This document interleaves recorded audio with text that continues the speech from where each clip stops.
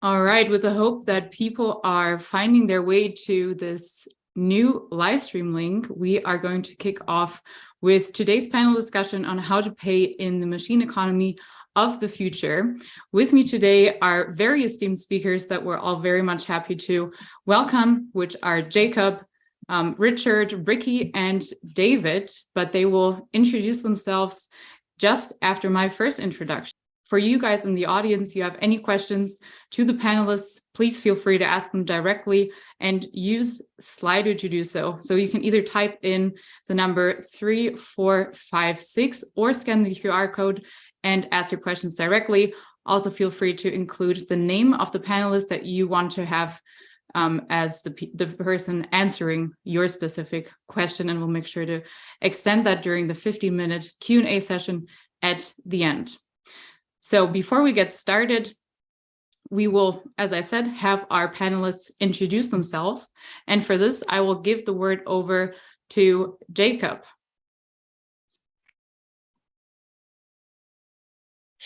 Now it should work. Thank you very much for the introduction.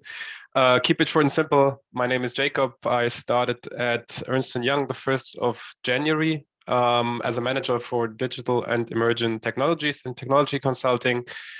Summarized, we're responsible for digital payments, digital currencies, and all digital asset-related matters in technology consulting from a regulatory side as well as from the strategic and the technology side. Yeah, my background is I'm coming from the German savings banks world. Started myself in a savings bank in Heidelberg, and afterwards joined the German Savings Banks Association here in Berlin, where I was a co-author of the white papers on the digital euro ecosystem. Happy to be here. Great, thank you, Jakob. And you're not just a panelist today, you also give us the introduction to machine-to-machine payments in the form of a keynote after we're done wrapping up introductions. But for now, I'd like to give the word over to Ricky. Welcome. Welcome, Sarah. Thank you for the introduction and thank you for being here. So my name is Ricky Lamberti. I'm a digital economy and digital asset expert at the Robert Bosch GmbH, which most of you should know. I was researching now for 3 years at the Economy of Things research project, which is a strategic research project in the topics around digital economy, DLT and Web3. And now I'm part at the research at the corporate finance team, and therefore, there I'm a lead expert for digital assets and digital economy. Like Jakob, doing strategic things and also trying to implement and incorporate those assets and processes into a corporate like Bosch. Thank you. All right, great to have you, Ricky. Very hands-on experience. It's going to be great to hear from your experience working at Bosch especially. And next up we have Richard. Hello, everybody out there on YouTube, or if you're catching this later on podcast land. Look, why listen to me? Look, I'm the international best-selling author of 2 books, and they are behind me. You can see them actually, but they are Cashless, which is China's digital currency revolution and innovation lab excellence. And why do they matter? Because I was an investment banker for 20 years before I wrote my books. Yes, I know I'm youthful and you can't see that I'm that old. But the point is, I had a career in banking. I also worked at IBM. And basically, I watched fintech happen, and I watched China go cashless live during my 13 years living and working in China. So a different perspective, and one that is certainly all about being cashless. Great, Richard. It's going to be exciting to hear from you as well, and you bring a great enthusiasm to the round. And now, certainly not least, but last this time will be David. Yeah, thank you so much, Sarah, for this short introduction. Yeah, greetings from Berlin. My name is David Tercero Lucas. I got my PhD in applied economics, especially focusing on the topics of monetary policy and digital currencies at Autonomous University of Barcelona. And now I'm working as an expert in payments at Lipis Advisors, which is a firm, Berlin-based firm, that mainly focuses on payments, especially digital currencies, cross-border payments, and all the things related to payments. And it's really, really great to be here, especially to discuss this topic that probably is going to be one of the most exciting ones in the coming years. Thank you so much. All right, that includes our round of panelists for today. And with that already being done, Jakob, why don't you introduce us to the world of machine-to-machine payments and the machine economy?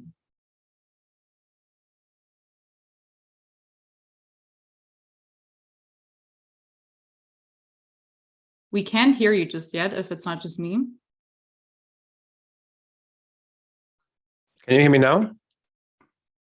Perfect. Yes. Yeah, I said I'm excited to be here today among all these interesting and very excellent panelists as well, and to have the possibility to introduce you into that topic and how to pay in the machine economy of the future. I will try to keep it as short as possible so that we have enough time to really discuss the relevant questions and the several opinions we have here today. So I'd like to give an overview on these 4 topics, like having a short introduction into the payment trends that we have currently, giving maybe also later Richard the opportunity to interact with that on the cashless topics. Then I will go a bit deeper into the terminology, meaning like what is M2M payments, what does machine-to-machine actually mean, how it can be separated from, for example, the IoT world, etc. Giving some samples on possible use cases and having a short look on the regulatory framework afterwards. So I will start with the trends in payments, where I just stole that from my colleagues that published a paper called The Rise of Paytax a few weeks ago. I found it a very good overview on the current ongoing payment trends, to be honest, because there's much music going on, I would say, in Germany.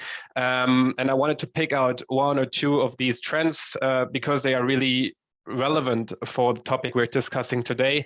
On the one hand, there are the digital currencies and CBDCs that experience a very high progress. There are many central banks in the world that discuss CBDC related topics, that start projects in this world. There are many stablecoin projects currently taking place, currently starting all over the world. There was the first Euro stablecoin in the US with Euroc, for example. I think there was also an online or web panel from the DEA on that topic as well. So there's plenty of music currently playing in that field. As well, there are like trends like cross-border payments that in the end, over the last year, we're increasing, even though there was a short drop during COVID. But in the end, there are more and more payments, not only between organizations or entities, but also cross-border and also cross-currency.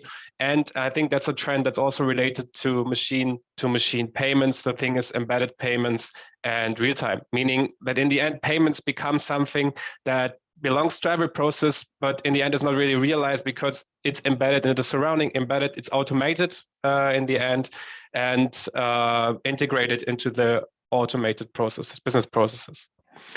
So just to have the thing, or to clarify a bit on the terminology, what I mean when I talk about M2M, I brought you 3 terms in the end here. Like we start with the thing, Industry 4.0, which refers, I think everyone might have the same understanding here, which just refers to the 4th industrial revolution, meaning something like integration of technology into supply chains, into business processes to get in the end a highly automated workflow, or like a highly automated environment.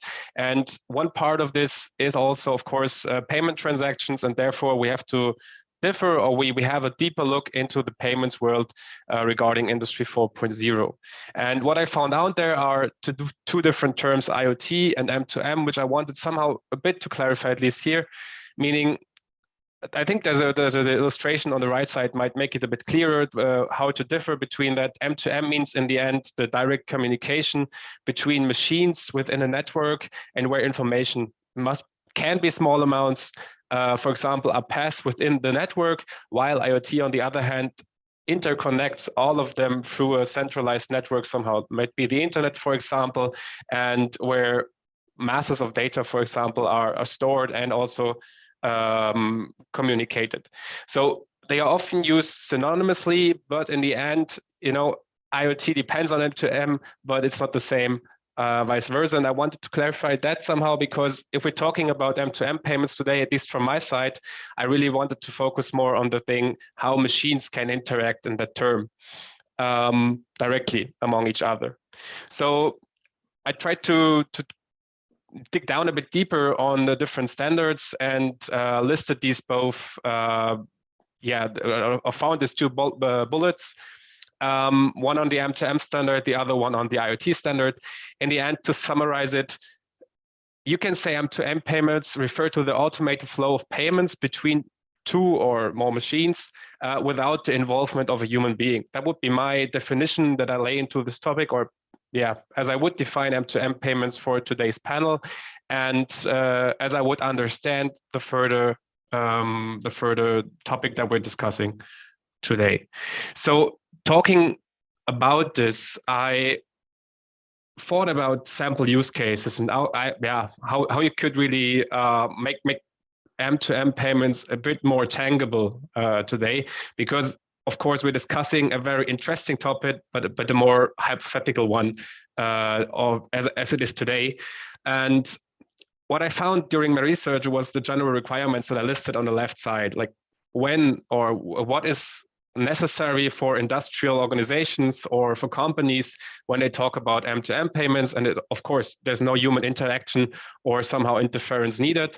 There's legal security for the underlying transaction that is a must.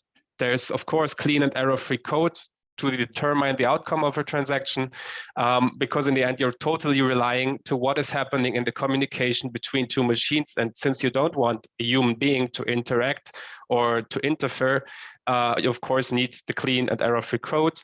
Then, of course, talking about two machines that are paying each other or that have payment flows between each other, you need certainty that the payment is irreversible, meaning that it is somehow guaranteed and the offered service by one machine is paid by the one that takes the service as well. Talking about machine-to-machine payments, you also would want to have real-time atomic payments that sometimes differ depending on the perspective. In the end, I would always summarize real-time up to 10 seconds. And transactions in machine-to-machine must be low cost. And of course, grant a wide adoption, since you don't really need or use a system where there's only a few offers that you can use. So having these requirements listed, I thought about the sample use cases, and I just took out 3 that I found quite interesting. On the one hand, you can see that 2 of them are coming from the cars or automotive industry. The first one would be like automated payments between a truck and a toll station, for example, when a truck uses certain lanes and passes a certain point, then they might get charged for the street that they used, or for the toll, etc.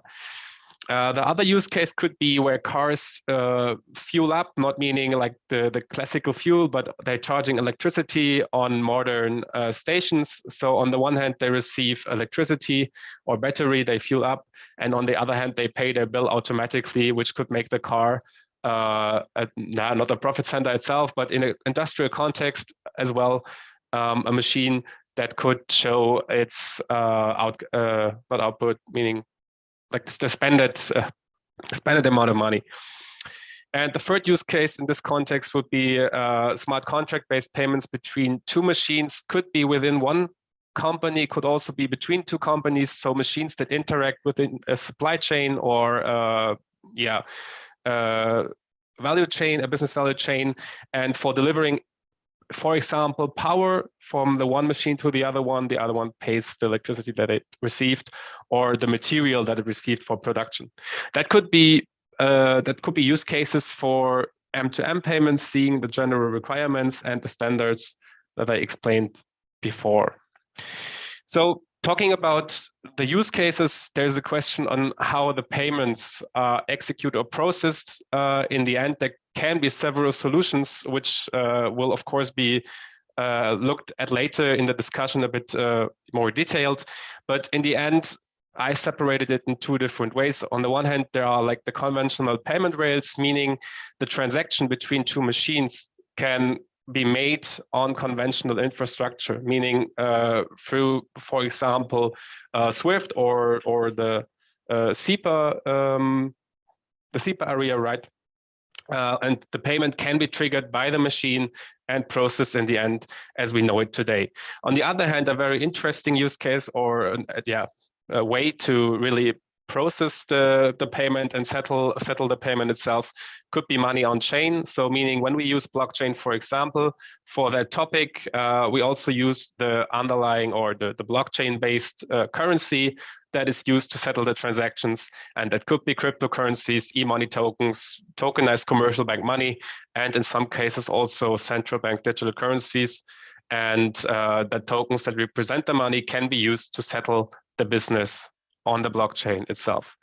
But both of these ways to settle the payment bring along regulatory challenges for several reasons. On the one hand, there's the PSD2 that somehow defines how two-factor authentication has to be made. It also defines other standards around payments, which makes it hard for smart contract-based payments to be really executed in conventional payment rails.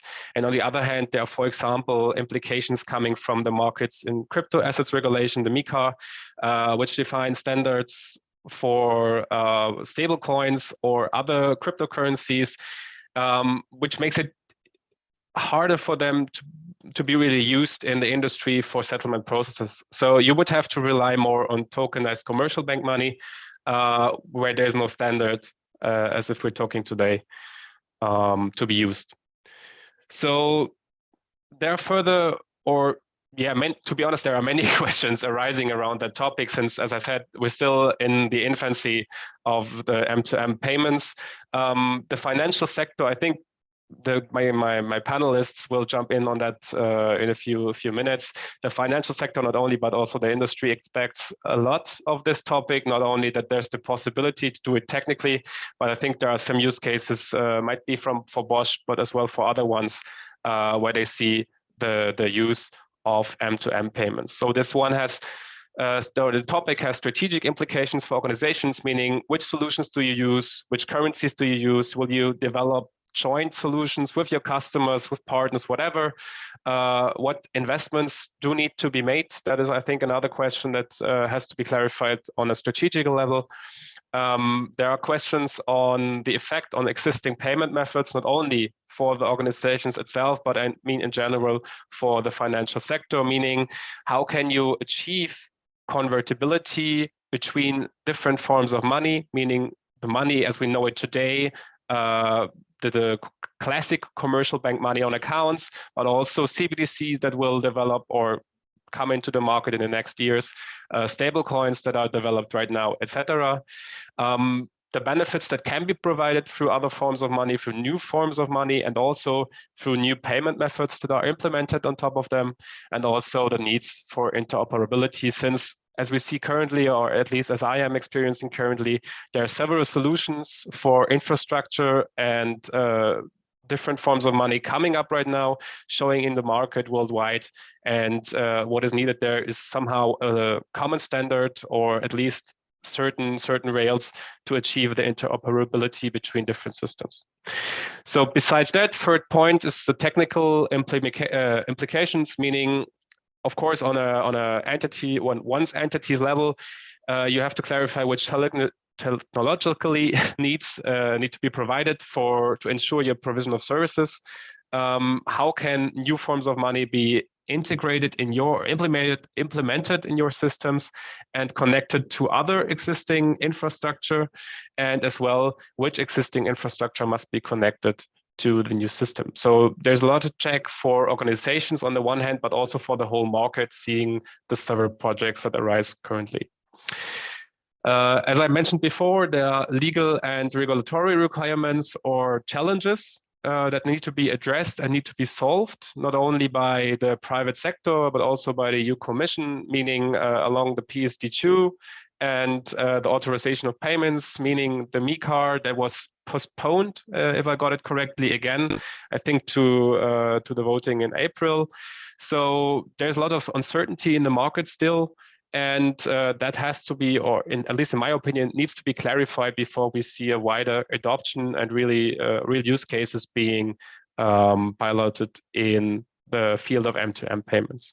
So all in all, you can say, at least in my opinion, M2M payments are changing the payments industry landscape. Like they bring a very new possibility to settle payments, to interact between entities, meaning machines in that case, without the involvement of human beings. They bring together once isolated systems in the meaning of digital transactions. They enable organizations to have fully automated workflows, at least hypothetically, if the legal and all the other challenges are addressed and solved. And therefore, businesses can really use M2M payments to develop new business models and create additional revenue. Yeah, that's so far from my side, and I can hand over back to Sarah for the discussion. Jakob, thank you very much. This was a very, very rich presentation, as I found from the audience. We don't have any questions as of right now. Make sure to ask them either via Slido or via the YouTube chat. However, one thing that came to mind now that you're talking about things that further have to be decided on before we can actually talk about something like the machine economy of the future, because you were basically talking about when do we use e-money tokens, when do we use stable coins, which type of currencies do your customers decide on for their solution. Is there any type of decision tree or any type of rationale that's going on in the background already that we can talk about, basically on how to decide which money would make the most sense, and then also specifically focusing on CBDCs and the capabilities of them to serve as machine-to-machine payment as money, basically, in those? So trying to unmute should have worked. You can hear me? Perfect. Yeah, I will start. The others, feel free to jump in. In the end, I don't see a decision tree right now because I think it's personal taste of each company, to be honest. Seeing Tesla, for example, holding big amounts of Bitcoin and enabling clients to pay in cryptocurrencies would be an example where a huge company is using cryptocurrencies for payment transactions. Might be a marketing thing, but also maybe a business thing. But in the end, it shows there's also the use case for cryptocurrency transactions. Looking at what we did within the last years in the financial sector in Germany, I think that cryptocurrencies are not really a means of payment especially for interorganizational payment flows, since they have a high volatility and provide some uncertainty about the value itself. Stablecoins could be an issue, but there's the question still on which stablecoin can be used. And so far, if I know correctly, there's not really a Euro stablecoin that can be used within Europe. So that's a thing that could be a solution for the future, but might not be there today. Also, there are discussions on tokenized commercial bank money. There's the regulatory liability network that's coming from the UK. There's the German discussion on the CBMT, I think it's the name, the commercial bank money token. So there are standards that are in ongoing discussions, but there's not really like a developed solution. And CBDCs could also be one, but I think talking about the implementation of the digital lira, we're having a timeline around 2026 or something. So looking a bit longer in the future. There are several aspects that need to be considered. I don't see a final solution, especially for today, since we're not that far in the market. Yeah, if I may jump in. No, I absolutely agree with you, Jakob. In general, well, we know that for machine-to-machine payments, we need programmability. And as you have said before, there are two different ways to enable that. One is using the existing payment rails, right? Using a trigger solution or an API, and we can do that. And I know that there are some companies trying to use a kind of trigger solution using the existing payment rails. For instance, in Europe, through tips, you can do it. And at the same time, the other option right now that I'm seeing is mainly, let's say, stable coins. It's true that crypto or unstable cryptocurrencies are not an option. They have too much volatility. But regarding stable coins, we are always having the same issue. What is the good thing of using some stable coins? And in fact, we have been reading a paper with the Digital Euro Association that we will release probably in the following weeks about machine-to-machine payments and euro-based stable coins. And one particular, let's say, advantage of using a kind of stable coin is that especially settlement is instant, right? And that's one of the advantages with respect to all the possible solutions. But it's absolutely true that right now there is not an exact solution. There is not a decision tree right now to opt for one option or the other one. Yeah, I would agree here. I think Jakob and David gave a good picture and a good overview of what is currently happening. And when I speak about this topic about machine-to-machine payments or the economy of things and the topic is around payments, I believe in currency pluralism. So what we see is that different users, different customers, corporates will depend and will choose their means of payment on their own needs and their own requirements. So, and if we now think of Industry 4.0 and a connected industry, right, there's also a lot of questioning going on between centralized and decentralized networks and architectures. And therefore, because you said that cryptocurrencies are too volatile, I definitely agree here, and we won't see cryptocurrency payments between corporates in a big context. Nevertheless, if we think of having a decentralized network underlying, most machines that work and operate in such a network would need the network-specific token or a cryptocurrency, right, to act on this network. So we will see, in my opinion, there will be like tokens being used, let's say on, for example, giving the Ethereum network, where your machine has a certain amount of Ethereum in order to operate on the network, to contract, to go in interaction with others, and the real payment of the value of the service offered or the product that has been delivered, this will be then being matched in a stablecoin, in a CBDC, or in any other kind of solution like trigger solutions or what the future will bring us. But therefore, I think like we will have this kind of currency pluralism emerging, where you would need different type of payments and currencies or tokens, so to say, in order to act in such an interoperable and huge connected digital environment.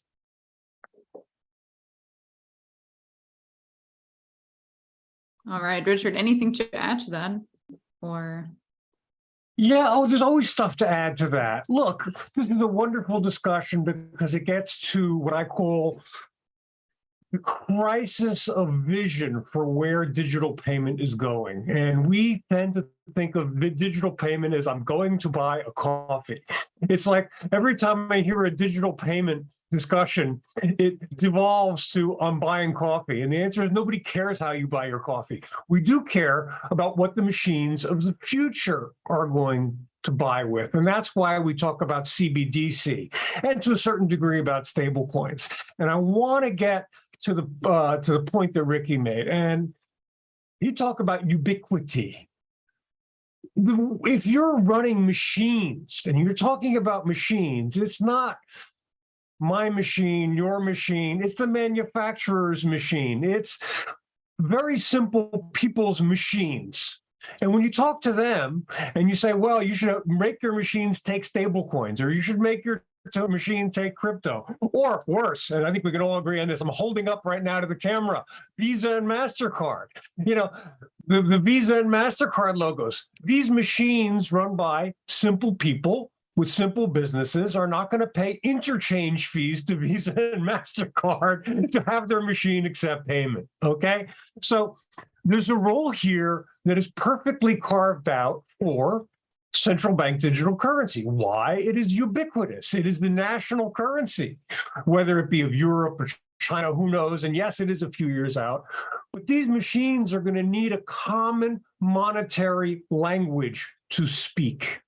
And that language is not going to be reserved for the likes of Tesla, who can afford to lose money taking crypto. The guy down the street from me who has machines, who builds, the guy happens to build windows, replacement windows, right? His machines are not going to take crypto. Not today, not tomorrow, not ever, right? So that's the role of a ubiquitous central bank digital currency in society. And we have to wait a while for it. I grant you that. But that's the first role. And the second role has been touched on by everybody out there. And that's the contracts. Contract enforcement. Are they legal? Whose contracts? Where are the contracts? Whose network are the contracts on? Now, these are the sort of things that a central bank digital currency, in the case of China's at least, with built-in contracts, solves automatically. Are they legal? Yes, they were approved. Yes, they're part of the actual currency. So many of the problems fall away with a government-sponsored structure that includes both contractualism built in, plus ubiquitous nature of the currency. So that's the case for central bank digital currencies. Now, just to be clear, I agree with everybody out there. We got to break this down into trigger and contracts and payment. Trigger and contracts, you can do a million different ways. And sure, payment you can do with crypto, you can do with stable coins, whatever. You can do it with Visa and MasterCard if you want to pay for it. But the point really comes down to is, how are you going to divide these two different worlds, the contracts and the programmability between the payment, and how are you going to make that work between factory A in one part of the world, one part of China or Europe, and factory B in another part of Europe, with differing views of the world and different levels of sophistication?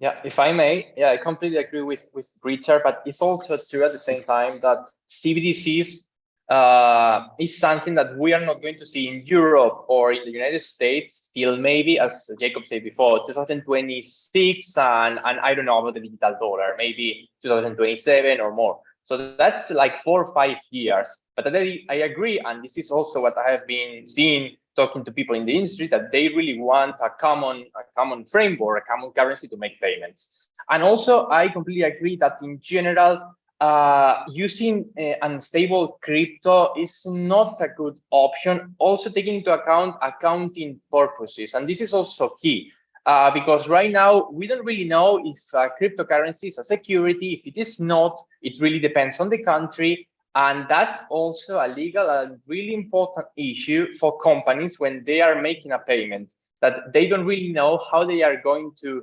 or in their accounting, right, where they are going to include this crypto. And that is something that may not happen with a stable coin, and of course with a CBDC. Yeah, important topic. Definitely agree here, David. Richard, to your point, I think definitely CBDC will have a tremendous role in the future. Because currently what we are paying, you and me and the normal people, are like, right, it is the euro, it is a national currency somehow, in our banking system, privately issued, but nevertheless it's one homogeneous currency. Nevertheless, I'm not sure really if for the machine-to-machine payment area, right, you showed you different cards, and I believe that in the future, when we have standards set and when we have like frameworks established and we have this interconnection, right, where you have it exchange immediate from one currency to another in an immediately, right, then this type of having multiple currencies somehow, or ideally having service providers that would take care of, I think will not be such a big problem. Of course, if I, as a private person, would now have to go to an exchange to buy 10 different types of currencies, stablecoins, CBDCs, in order to act on a network, it's not feasible. I definitely agree to this point. But I also see the potential of innovation in this field, where we see that there will be more competition between currencies and money, so to say, in the future.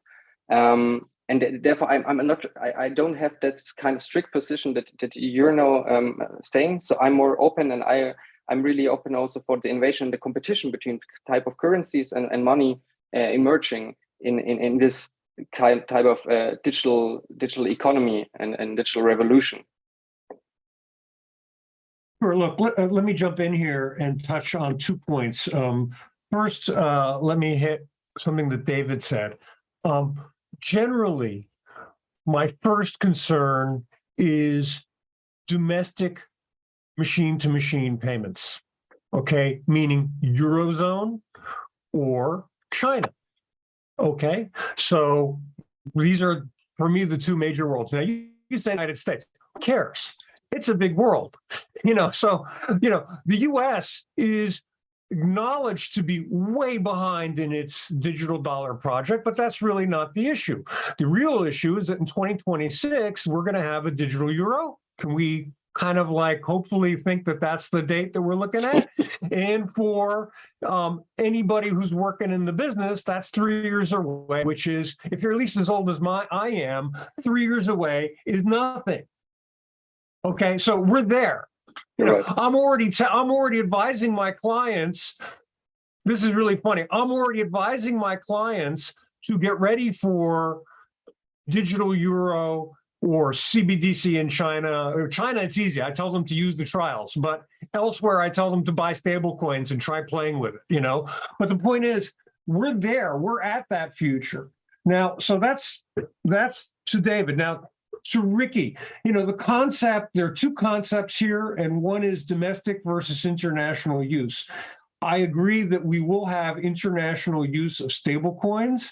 Already we're seeing the BIS and the investment bank, the central banks that are working on the M-Bridge stable CBD transmission program, making it very clear.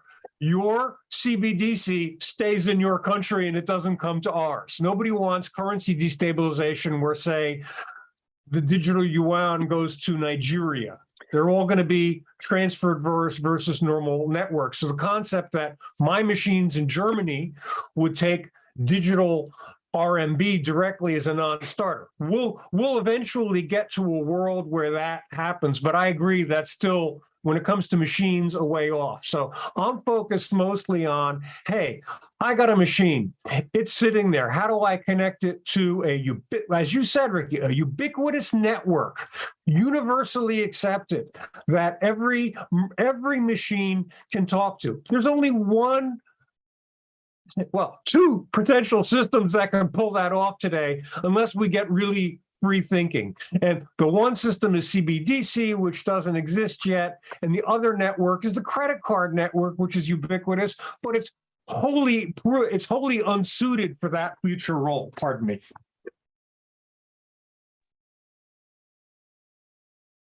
All right. I think what became really evident by listening to all of you talk about this question is the now and in 3 years' time divide that is basically in between what we're talking about right here. And so to make it more focused on what we have today, I want to extend the question to you.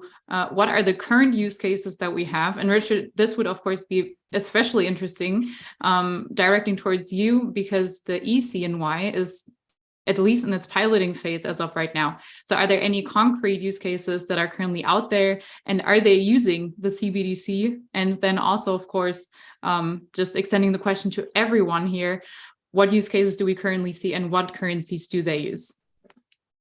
Sure. It's a wonderful question, and I'm sorry I don't have better news for you.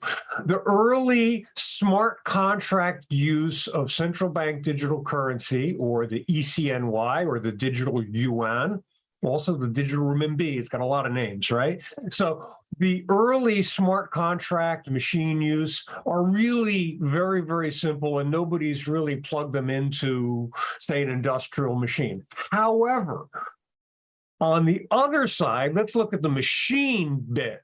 Now that we do have examples. So the machines have been plugged in to IoT, where they count, or IoT and smart contracts, where they'll count how many widgets they produce.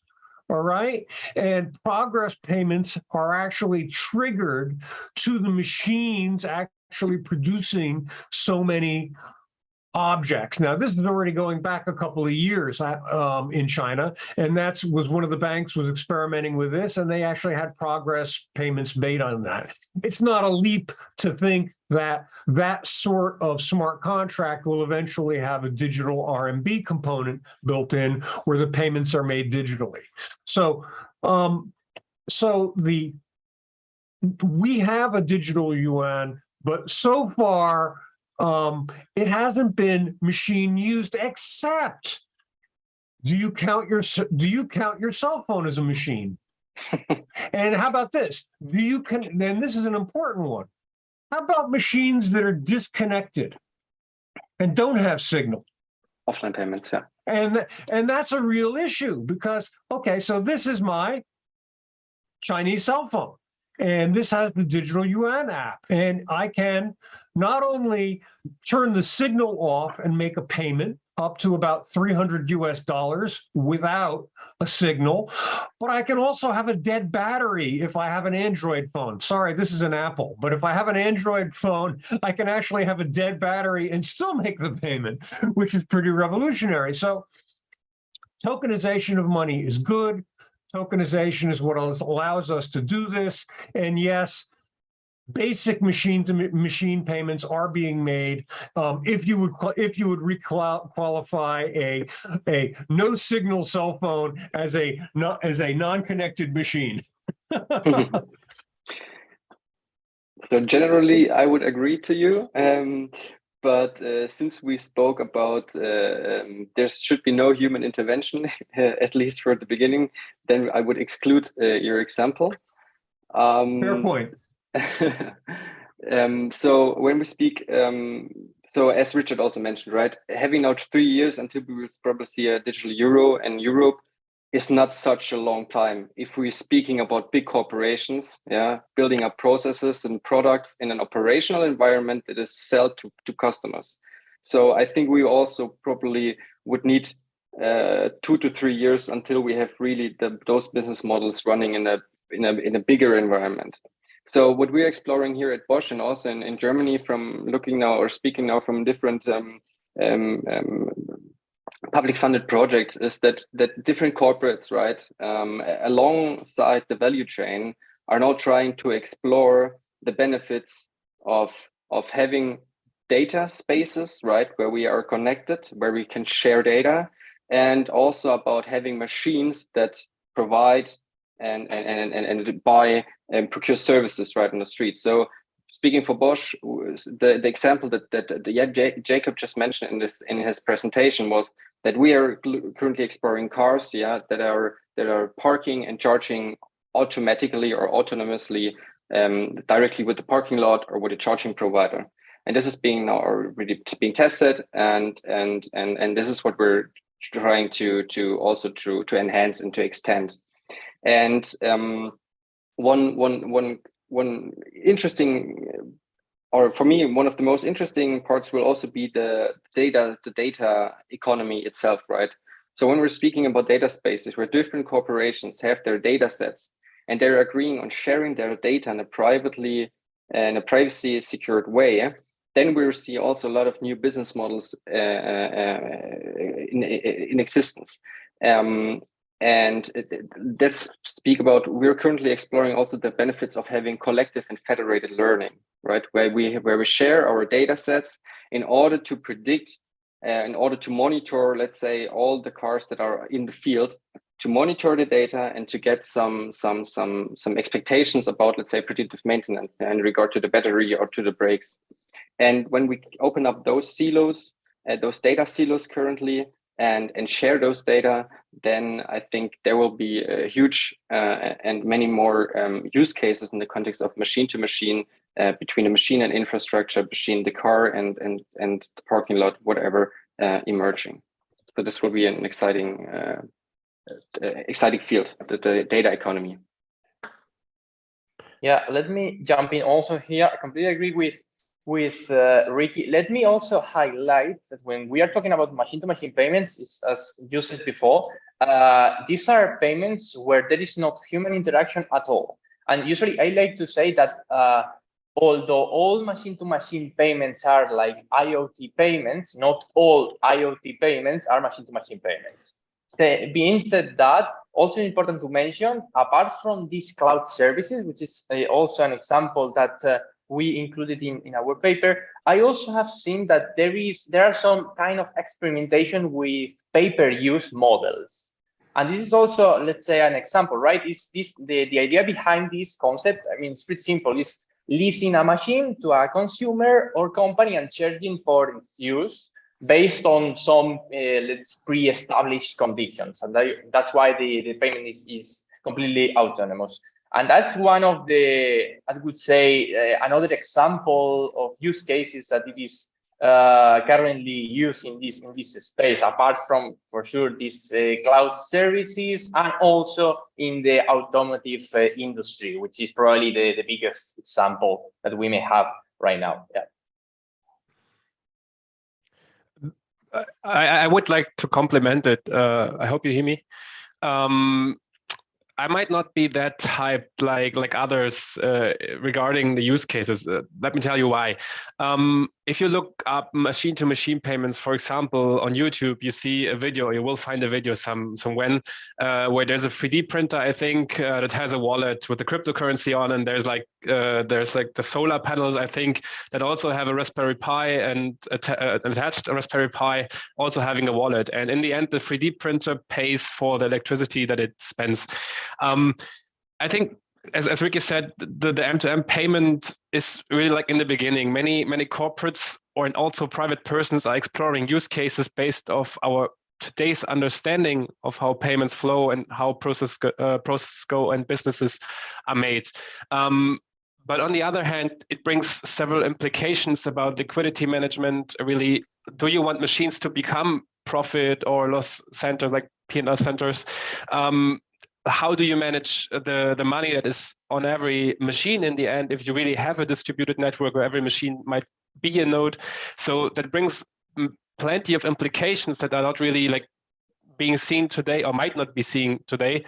And on the other hand, might need quite other skills than many corporates might have today. Coming from the former, my former time at German Savings Banks Association, I have to be honest, there was nearly no demand coming to us or reaching us. I know it was a banking association, so a lot of customer requests and customer dialogues might not come there. But in the end, it's not that we would have really experienced a high demand, or at least many corporates, organizations that were really developing a standard or really developing and focusing on these use cases, asking savings banks or also the state banks that we have in Germany for solutions to pay for that. So we're discussing on a very hypothetical level. There is potential for the technology itself. At least I see the potential, and I'm very excited to see what the future will bring in that point. But I didn't see the use cases within the last month and years. Yeah, if I may, oh, Ricky, go ahead, please. I just wanted to add, Jakob, you're right, because like I said, I was working since over 3.5 years in a strategic research project. So we were kind of undercover and then published our information because we realized that we cannot do it undercoverly if we speak about a connected industry 4.0.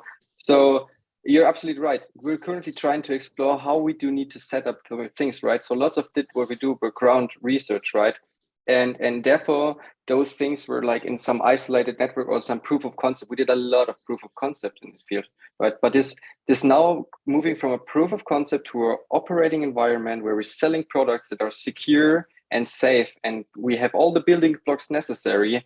Like if you think about machine-to-machine payments in the connected industry, there are several building blocks that are required in order to enable such an economy of things, what we're all speaking about. And therefore, I think it is, if we think about the digital euro coming in 3 years, I think this is also, like Richard said, it is a glimpse of time, right? So we probably need 1 or 2 more years in order to get more partners, more providers, consumers, prosumers, whatever how you call it,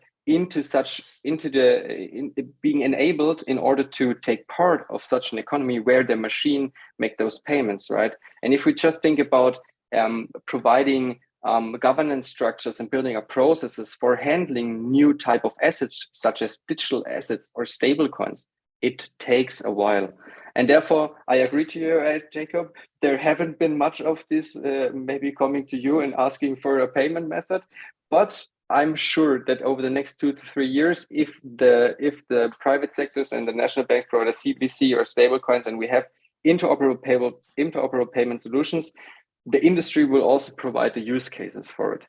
But it's not here yet. But in the next 2 to 3 to 4 years, we will see those emerging, definitely. Yeah, I was going to highlight exactly the same. Also, for instance, when I'm talking about use cases, usually I include the word experimentation, which is what companies are doing right now. I mean, but it's completely true what Jakob said. Also, when I was writing this paper and talking to different companies in general, the demand of this kind of payment methods is not strong at all. And probably, yeah, we have to wait a couple of years. And maybe, yeah, if in 2026 we have a digital euro, we have something close to it that can be used, maybe at that point we're going to see much more use cases, absolutely. Coming back to the points of cloud services, data sharing, and especially also the automotive industry, can you imagine any new business models emerging from this that basically tie in all of this? Any new industries besides the ones that are currently already adopting it or experimenting with it, as David said, that you see would be a great fit for the machine-to-machine economy?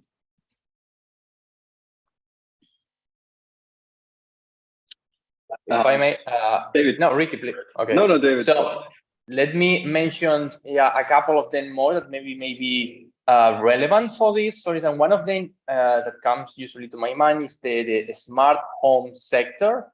Let's say these houses or smart houses that can maybe administer directly and pay like energy consumption or other bills directly could be something interesting that we will see. We are going to see a kind of use case there. Also, for sure, I mean, the transport industry, especially, I think that it can have a really important implication in the supply chain if it is done properly. That could be also interesting. And also in the industrial machine sector, like machines could directly pay a 3D printer or even to replace some parts. These are some examples. I think that maybe in the future we are going to see a little bit more experimentation there. Yeah, I think it's important, as David said, we can divide between like the industrial and corporate context and the private context, right? So the consumer products.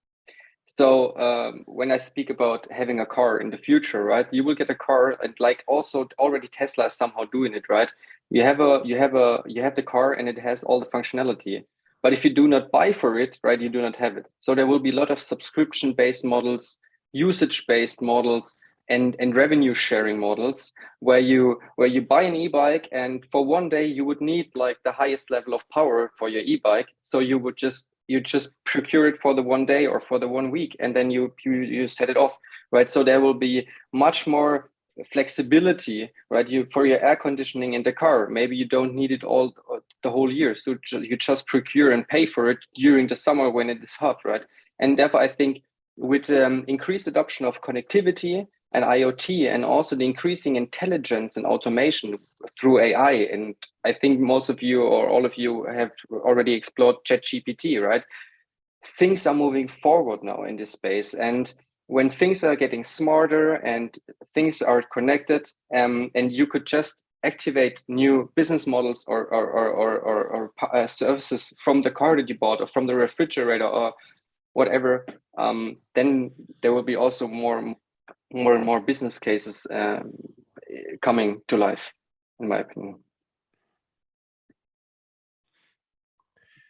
And while both of you were focusing on the more company or on the company side, like looking at the private sector and the industrial sector, what also could be a point in that case is the standard for the financial sector that could be developed and could end up in creating like the commercial bank money token or a standard that provides and ensures that the intermediaries as we know them today will also be or can also be intermediaries within the DLT emergent sector. So instead of losing their role as intermediaries while there are, for example, stable coins or other forms of money on blockchains and distributed networks, that could also be the business model for banks and other payment service providers that could ensure services around tokenized money. Yeah, that's a good point, Jakob. And also regarding the topic that we had in the beginning about what kind of currencies do we emerge, which currency will win at the end, right? There will also providers that just sit in between you and me and make those exchanges and make, let's say, like either being intermediaries like banks and classical financial institutions or fintechs, or it will be, which we don't know, like decentralized protocols that will take care of the exchange once they are secure and once they are regulated. And therefore, I think with the emergence of DLT and Web3 through Bitcoin a few years ago, I think a whole interesting new scientific and economic way of doing business was created. And therefore, I'm sure we need banks. Banks have an important role in our society, but there will be also types of services and products that banks provide or other intermediaries that also protocols, right, can do in the future once they are more smart, once they are more secure, and once they are regulated. Yeah, exactly. This point is true, at least for the European Central Bank that is currently discussing exactly what intermediaries can offer to customers at the end of the day, next to the distribution of a potential CBDC. But then again, the main focus, of course, as a use case of the digital euro, at least, as we also know, isn't on machine-to-machine economy per se. So that's another question, basically. Richard, do you have anything to add to that question? What types of business models you see, possibly also specific CBDC angle to take? Look, we all need to transport ourselves magically from wherever we're sitting right now to the production floor of a not so modern factory somewhere down in Shenzhen, China. And this guy's got machines running.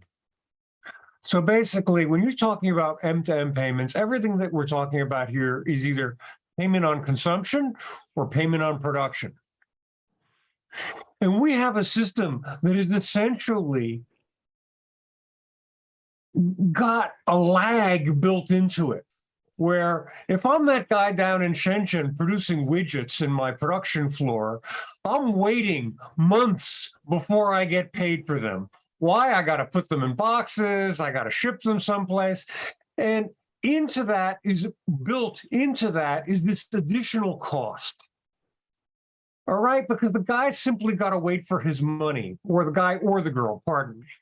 But the issue here is that we're looking at a new world. So you say, what new business models do we have? Well, people sell stuff and they make money. There's nothing new about that model. But what does change fundamentally is the immediacy and the ability to get paid immediately, or at least in part immediately, for your production and your labor. And that's a tremendous revolution that people do not have to wait for. Ready? I can't resist this. The check is in the mail. That's dead. And once that happens, the margins can come down. Things can be hopefully more affordable to people. People can produce or consume and know exactly how much they produced or consumed without getting surprised by a bill.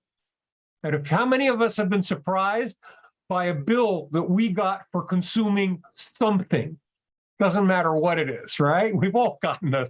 How did that happen, right? So all of these production and consumption issues that we have will be compressed into real time or near real time, and will bring down the inefficiencies and the additional margins associated with production or consumption.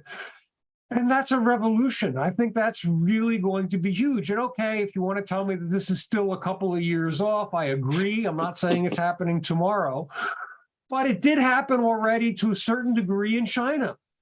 We have digital, ubiquitous, free payment through WeChat Pay and Alipay. So, you know, we're living that life already. And some of the comments I hear are Euro-based, and they're like, well, we don't have digital payment. You don't. I get it. We're on our third version of digital payment here in China. So we're in part living that life, and it changed the ability to consume tremendously. And that revolution is still waiting to happen in Europe, and it will happen. And then it'll happen even doubly so when it hits machines. Let me add here a couple of issues, because you mentioned, Richard, instant payments, but instant payments, I mean, we don't need digital currencies to enable an instant payment. We are already having instant payments in Europe. For instance, in Spain, we have Bizum, which is an overlay system that you directly send money to another person, and that person receives the money in 0.1 seconds. Also, you have UPI in India, which is a huge and massive success. You have PromptPay in Thailand. You have Pix in Brazil. So, I mean, instant payments right now are a real reality, I must say. And if someone can, especially using some trigger solutions or API, enable, you know, these systems for machine-to-machine payments, that would be something really, really important. Because as you said, to have instant payments it's fundamental, especially for saving costs. And instant and free payments, I mean, it's both things at the same time. That's what is really, really relevant. And agree, beautiful, and I agree. Pix in Brazil is wonderful. UPI in India is wonderful. WeChat Pay and Alipay in China do great jobs. Free and immediate is the future, and that's what machines will need. They won't, as I like to say, they won't take Visa and MasterCard. True. All right, you already mentioned the role of prosumers. And Richard, when you were talking about new business models, this also became very evident. You're basically saying it's not just new ways or basically old ways of thinking about business, but fractionalizing the revenue, for example, but it also shifts the legal obligations from one party to the other. So let's move on to the field of regulation a little bit. How, and Jakob, you also touched on this at the very beginning in your keynote. Can the machine-to-machine economy be regulated? This is, of course, a very, very big question. But again, in the light of the roles changing, who needs to be regulated? How do you see the role of machines, so the machine identities playing out, especially under MiCA in the Eurozone?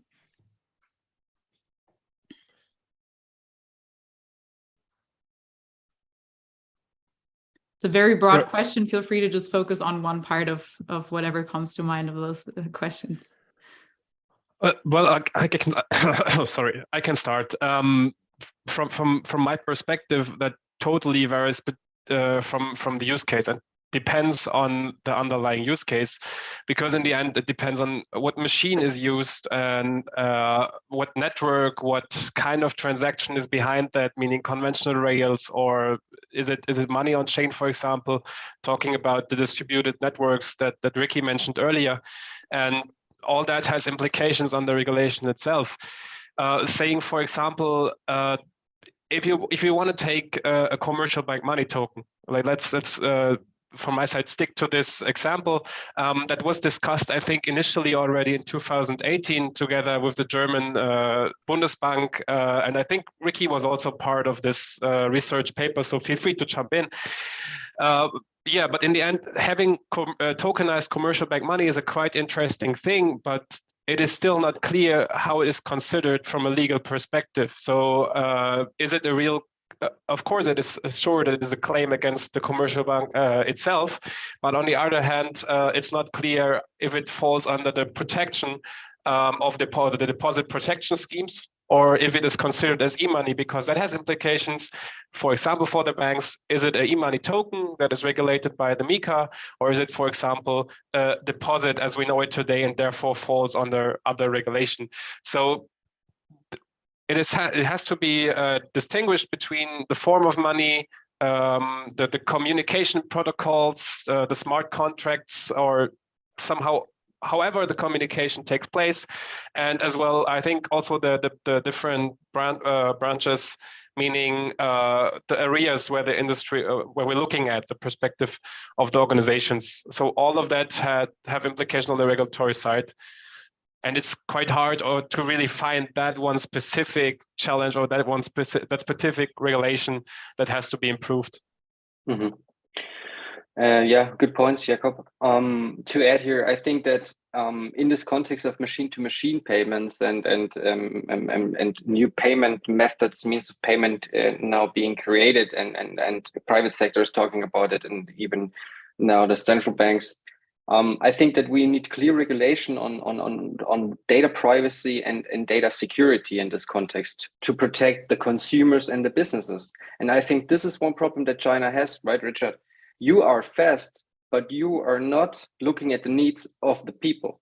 You are not taking care of privacy somehow. You are not taking care of, I mean, not you for sure, but in China, I think that they could see all your transactions. If they don't like you, if you're against the system, you can be your money, your account can be frozen, right? And this is something where we, since at least now for Europe, trying to protect our values. We need to reflect our values also in our means of payment in the future. And right now, looking at cash is the only way of having anonymous and private payments. So speaking about the cashless society, and we also need privacy in this context. And this is for the consumer side. Me as a person, as a private person, wants to be protected somehow and wants to make my own decisions of whom I want to spend money. Also in the digital age, I do not want the central bank to freeze me because I have another political opinion, right? And on the other side, we have to ensure, right, AML and KYC compliance for the banks. But by doing this, we are also getting more and more transparent. And in the age of AI, if private banks, or let's say private corporates, are able to see about the value flows alongside the value chain, we are getting more and more transparent. So imagine that a competitor of you provides a means of payment to your business alongside your value chain. He can extract over time, he can learn from the data, from the tiny value flows that are in between those steps. He can learn about your product, he can learn about your fee structure, about your cost structure. And there is also a problem for the future of the sovereignty of the European economy. So this, I think, needs to be balanced between data privacy and security to protect businesses and consumers on both sides, while also comply to regulatory requirements. Well, let me respond.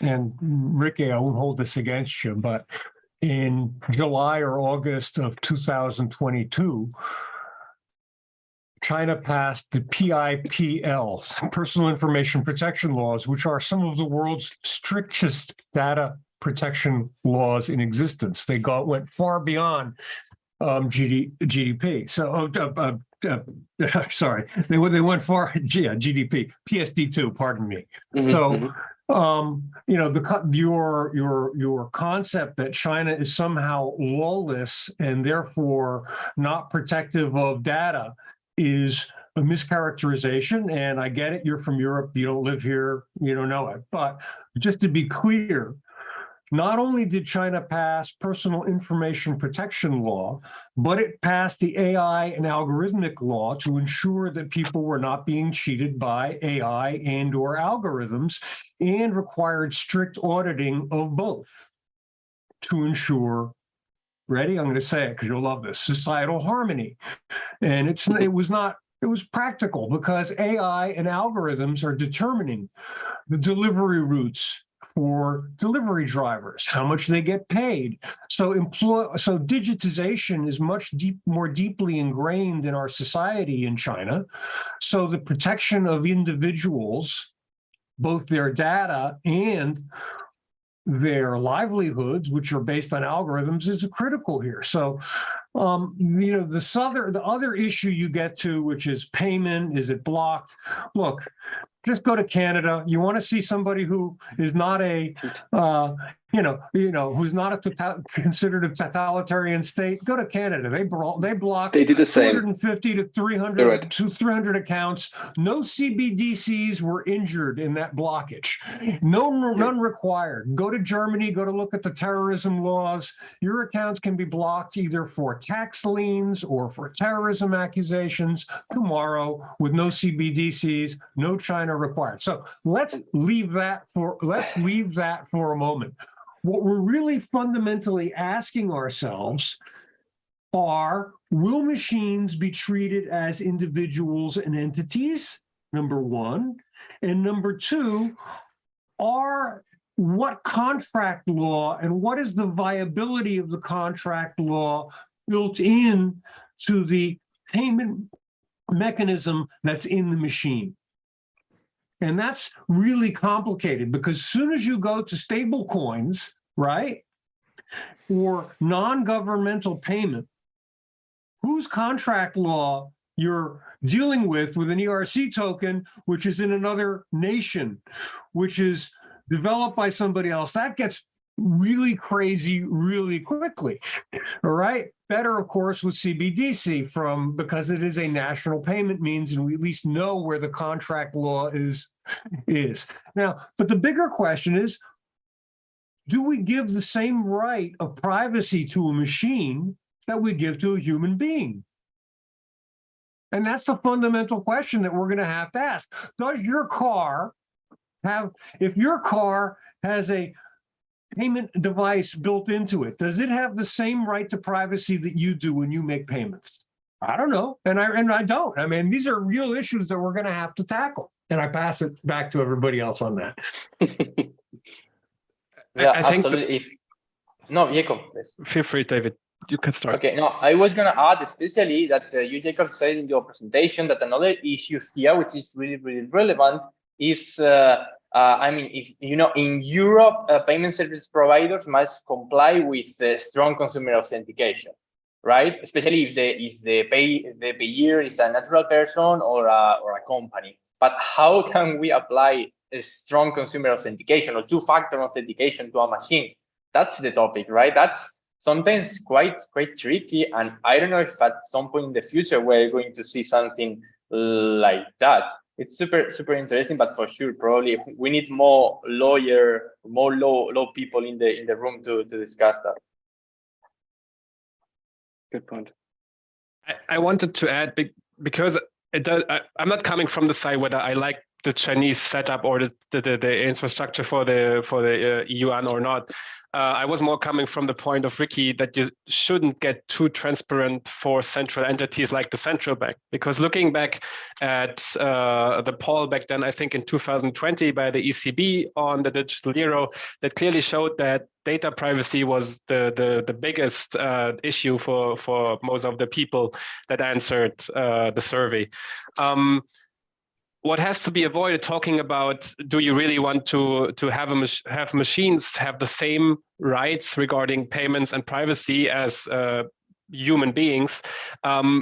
You have to avoid that in the end, the payments of the car, for example, can be linked to one's personal spending habits or whatever, or one's personal accounts. And therefore, I think there has to be, Ricky is totally right, there has to be a very high standard for data protection on the one hand, and for security, for data security on the other hand as well. And therefore, it is, at least from my side, one of the most important topics on the regulatory side as well. And now, because David, you mentioned taking more lawyers into contact into this endeavor, I think this is true.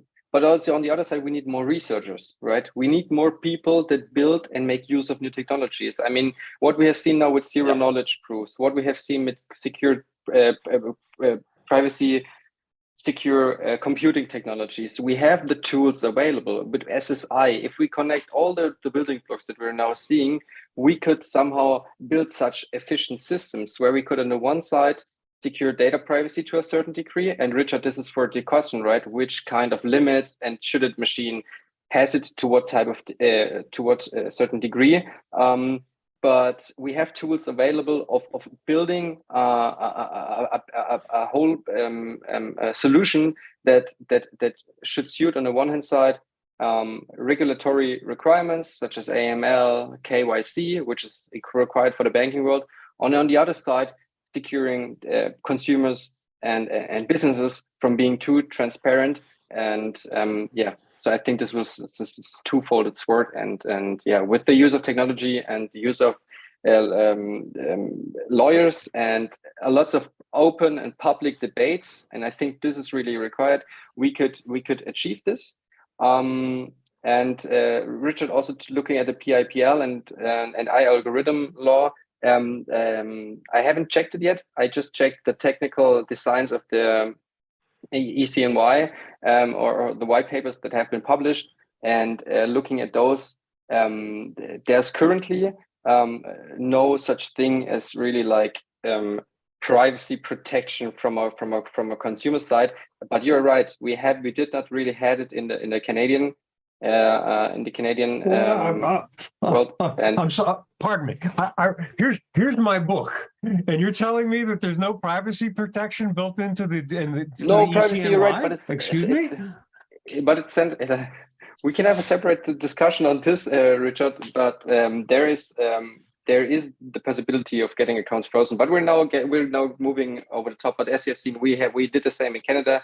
And we probably have the same option also here in Germany. So, but when we speak about CBDC and we're now able to design a new currency, I think we should put this at the root of this new design, right? So when we're now building this new infrastructure, a new payment system, we should take this somehow and put it at the heart and at the center of this system, because this builds trust, and therefore I think also regulation should center and should focus also on this aspect, which is, as Jakob mentioned, and looking at the survey of the people who have been asked, is one of the most important aspects of a future digital payment system in regard to a cashless society.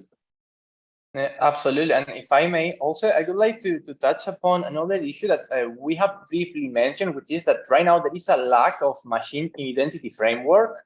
And this is really, really important. I mean, it's imperative, especially for politicians or regulators, to try to establish a kind of standard, right, around machine identity. I don't know exactly how. I don't know. It could be a digital certificate, a key, a credential, something that can be used for authentication of the machine. Even we can create at some point a kind of know your machine standard, right, instead of know your customer. Something like that is really required. And maybe at some point, we are also going to need a kind of centralized database of machines that are authorized to make a payment or to make directly a machine-to-machine payment.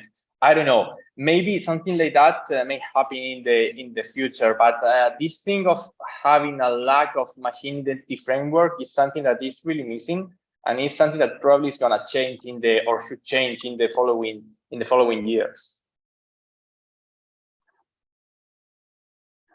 I mean, we could probably talk for 10 more minutes and way beyond that about regulation. And I'd love to, actually, because one point that really stood out to me was basically this divide. If we give machines their own identity, this can protect users' identity in one way. But then the question is, how do you handle giving machines the same almost rights as humans? Really, really interesting points.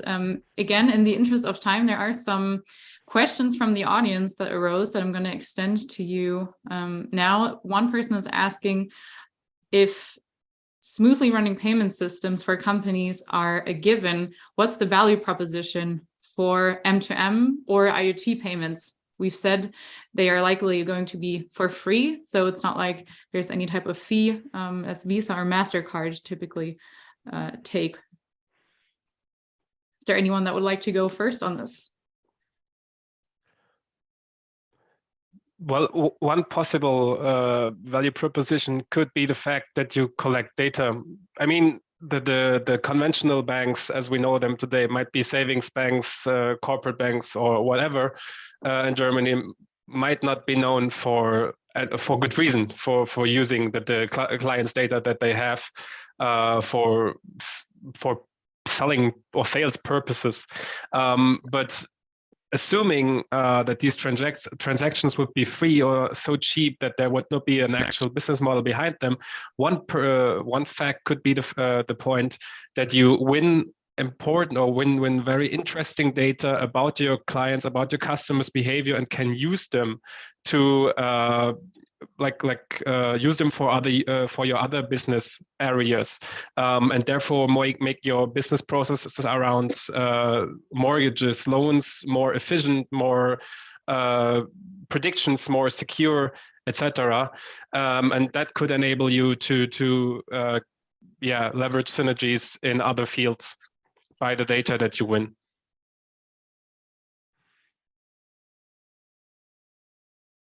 Yeah, I was gonna say that I absolutely agree. At some point, I mean, if there is no kind of value proposition there is not going to be a business model. So there is always going to be, oh, this is really, really relevant.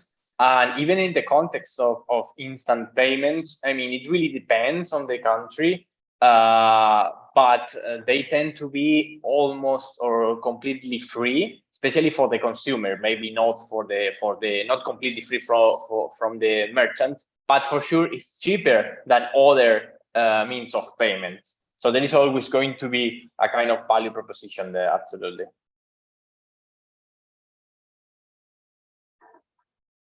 All right, Richard, do you have anything to add to that question, or? I'm speechless. Look, right now the European zone pays 1.7% of GDP in payment fees. Flat out. 1.7% of your GDP is sucked down to fees, and around 60% of that is actually going to personal fees to banks. So when you ask what happens to your business model, it's not new. We've seen this before. There is an increase in the velocity of money, and we saw this historically at two different periods. First period was the advent of credit cards in the 80s, when the United States started to really push credit cards out to everybody. The Fed found that the measure of M4, which is the velocity of money in society, increased, meaning that rather than money to me, to you, to the bank, those wheels sped up. And when those wheels sped up, consumption sped up. People did more, bought more, they did more. And not just because they took out credit card debt, right? But because the circulation of money increased within the economy. Second, huge, but I grant you unstudied, was China. WeChat and Alipay, which hit in 2014, had the exact same effect, an increase in the velocity of money. The PBOC, or the People's Bank of China, has written about this.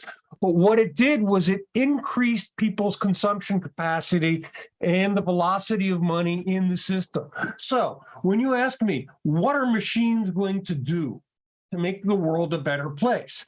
They're going to allow your company to increase its velocity of money, meaning it will have more money to put toward the things that it wants to invest in or do things with to make it more money. And that's fundamentally a good thing.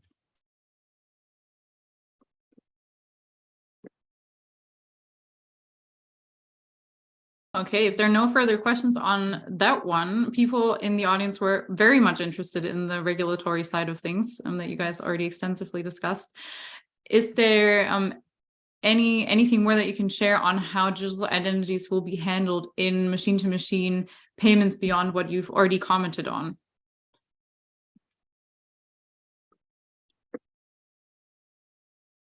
If not, I think it could also be interesting to hear. I mean, Ricky, you work quite hands-on with these experimentations. How are they currently handled? Can they not touch basically anyone outside of Bosch, or how do we have to imagine this just as an exemplary use case? Okay, so the question was about identities, right? In this context, and I think it's also in this machine economy. It's about building trust between participants and between machines, and therefore I think we need a trust infrastructure based on identities. So self-sovereign identities, SSI, should be a concept which will probably be used and explored currently also on the current EGIDAS 2 regulation. So there will be some innovation, or there is currently also a lot of innovation was going on over the last couple of years in this field. And I think that, identities are linked to a human, and identities will be linked to a machine. This will be a good question, right? If the machine, if the e-bike that I'm buying, if the car that I'm buying is laterally owned by myself, and gets somehow an identity that is connected to me as the beneficial owner, or is the machine outside rented and belongs still to the manufacturer of the car, of the bike, or whatever. So I think this is not really made in stone yet. This depends on the regulation, right? What makes more sense at the end. And also in the context of having autonomous devices and machines, this will be even a more interesting topic to see. These are my thoughts on this. And even if I may add, also another issue which is super interesting and so far also I think that quite complicated even to regulate is, okay, what if we assign one digital wallet to each machine? Then how is that going to be regulated? Or how can we regulate exactly that? This is also key because I think that in MiCA, in the regulation that we are going to have in Europe about crypto assets in the following months, they did not specifically cover that aspect, and that could be also quite interesting to see. And the question in this context is also, will then the machine really have his own wallet, right? Yeah. Or will it just have the possibility to ask me as the owner or the corporate for permission if he can just do the payment, and the wallet lies at my corporate infrastructure or at my personal infrastructure, right? So these are really interesting questions, and also then comes the placeholder of a smartphone in this context. So the question would also be if the car, I'm using the car as an example, having the wallet directly in the car, or will you as a driver, as soon as you step into the car, connect with your car and the wallet is on your iPhone, so you will be still in charge of it, right? So like you're currently doing it with Apple Pay and all the other things where you have to use Face ID in order to make them the payment. So the machine is just asks you, can I do the payment? Can I do the cleaning? Can I do whatever? So yeah, this will be an exciting time to watch. Absolutely. One aspect we haven't discussed yet, but to be honest, is one of the most interesting ones from my perspective, could be the handling of AIs. As Ricky mentioned earlier, the AI technology crazily spread within the last weeks and month over LinkedIn and social media profiles. Everyone tried ChatGPT, whatever, and it somehow feels like AI is getting a very wide adoption right now among users. And for that, I think what Ricky and David just discussed, it's linking a unique identity to a static system that somehow can always be identified as the system as it was a few days ago, but assigning an EID or whatever to a technology or to a machine, to a system that could develop or that could change itself without the human interference. That is a thing. I don't have a solution for that, to be honest, and I have an opinion, but that's just an opinion. And I think that there will be a very important topic within the next month and years as well around giving machines identities. Good point. Yeah. Okay, in the interest of time, I'd like to thank all of you. Truly, this was a really engaging discussion. I think it made a lot of people think, and I hope we'll be able to come back in a couple of years' time, watch this panel, and basically see which predictions came true, which didn't. Will be certainly very, very interesting. Make sure to keep in touch with the DIA and all the panelists. I'm sure they're happy if you reach out to them on LinkedIn with any further questions that you might have. And also make sure to subscribe to our newsletter to not miss any events that will come up in the future. That being said, thank you to all of you again, and have a great rest of the day.